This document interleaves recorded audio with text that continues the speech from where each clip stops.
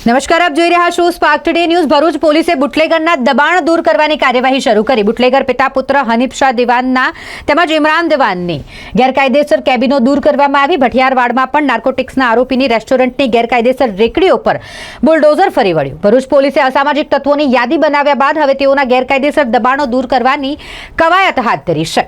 એ division police વિસ્તારમાં આવેલ બુટલેગરના દબાણ દૂર કરવાની કાર્યવાહી શરૂ કરી। એસઓજી પોલીસ ઇન્સ્પેક્ટર આનંદ ચૌધરીની રાહબરી હેઠળ ઓપરેશન ડિમોલેશન કરવામાં આવી રહ્યું છે, જેમાં ચુસ્ત પોલીસ બંદોબસ્ત વચ્ચે બુટલેગર પિતા પુત્ર હનીફ શાહ દિવાનના તેમજ ઇમરાન દિવાનની ગેરકાયદેસર કેબિનો દૂર કરાતા ઉત્તેજના વ્યાપી ગઈ હતી। જે બાદ ભરૂચ પોલીસનું બુલડોઝર ભઠિયારાવડ વિસ્તારમાં ફર્યું, જેમાં નાર્કોટિક્સના 3 ગુનાના આરોપી ઇમરાન પઠાણની રેસ્ટોરન્ટની ગેરકાયદેસર રેકડીઓ પર એસઓજીએ બુલડોઝર ફેરવી દીધું અને ધરાશયી કરી નાખ્યું। પોલીસો દ્વારા અસામાજિક તત્વો પર સકંજો કસી વીજ કનેક્શનોનું ચેકિંગ કરી હવે ગેરકાયદેસર ઊભા કરવામાં આવેલ દબાણો તોડી પાડવાની કવાયત હાથ ધરવામાં આવી છે, જે આગામી દિવસોમાં પણ ચાલુ રહેશે।